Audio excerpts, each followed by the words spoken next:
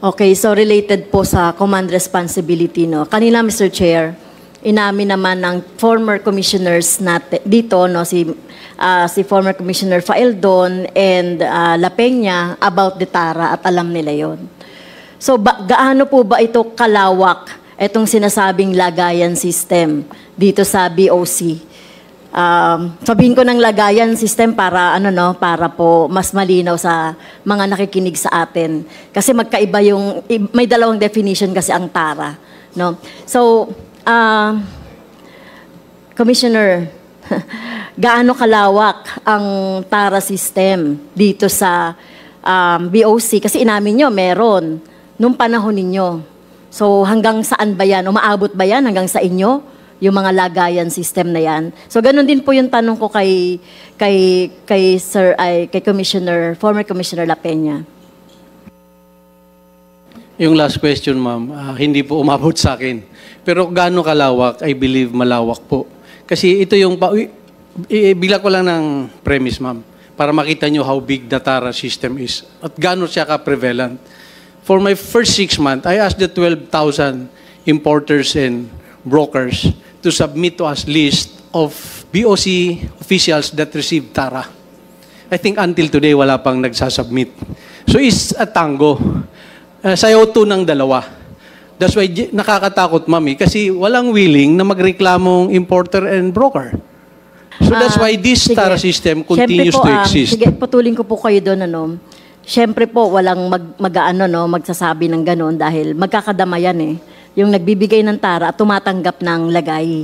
So, pero kayo po as responsible, most responsible po sa BOC, na kayo yung chair, o commissioner, chief commissioner, kayo yung meron dapat na initiative na dapat na mag-imbestiga. Kasi hindi nyo pwedeng sabihin na kahit na alam nyo yan, tapos yung broker, sila mismo ang tatanungin ninyo. Di ba?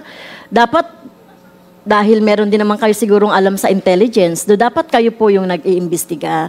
So hindi nyo po pwedeng ipaubaya doon sa mga broker or doon sa mga nagbibigay ng TARA.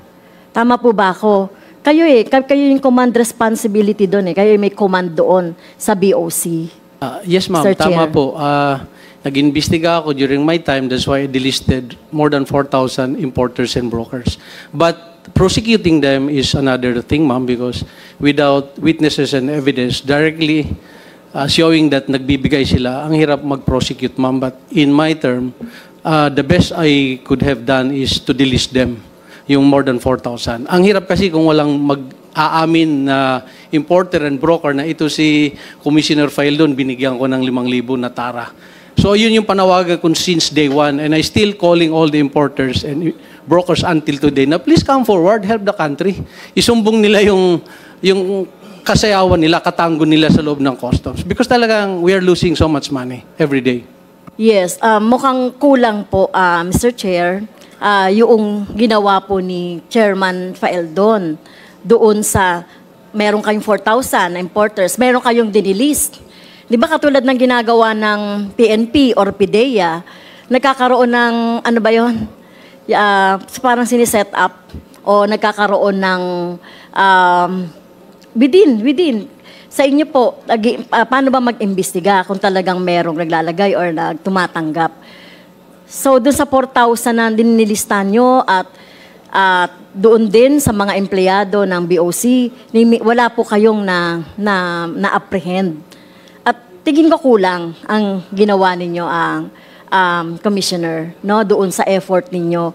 Kasi this is graft and corruption Pinanatili natin ang graft and corruption by not doing something. O kung meron man kayong ginagawang something, kulang, Mr. Chair. Si Commissioner La Peña. Thank you, Your Honor, Mr. Chair. Well, when I was the commissioner, as I've said earlier, I have talked with the importers, and that's one of the input, the feedback that was given me. And then I asked them also, can you help me address this problem? But nobody came forward. So what I did was to reshuffle yung mga tao na sa mga opisina. And then I told my the collectors that if you do not hit your target, you will be replaced. At which I did just that. And then at the end of the year, I did not have. I just have about 1 year. I have a surplus collection of 18 billion pesos. So it worked.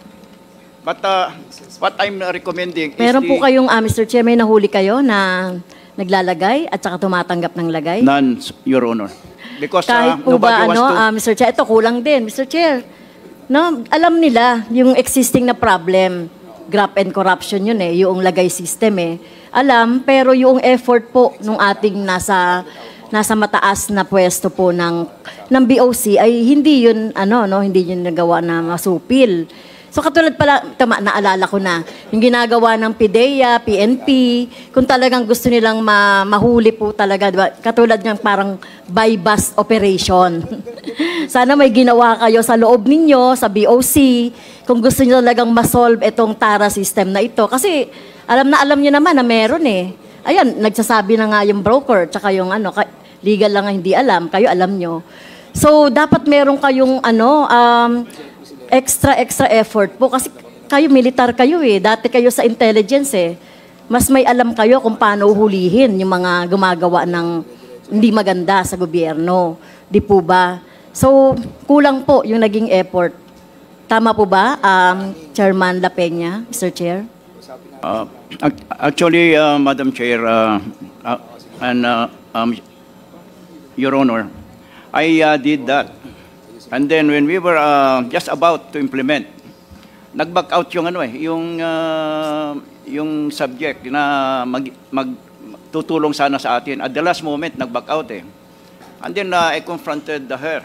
Sabi niya, Sir, baka yung aking negosyo makompromiso So I understood her.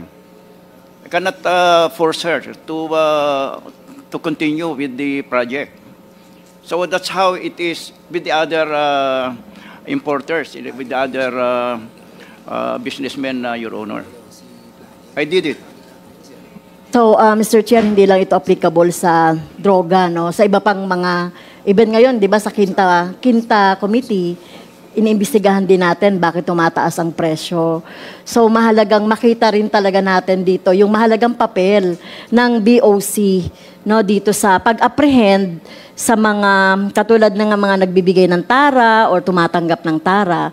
Kasi talagang, kahit na sino tanungin nyo, alam naman yan na may nangyayaring lagayan sa BOC. Kaya lang hindi yan mapigil at hindi yan masawata.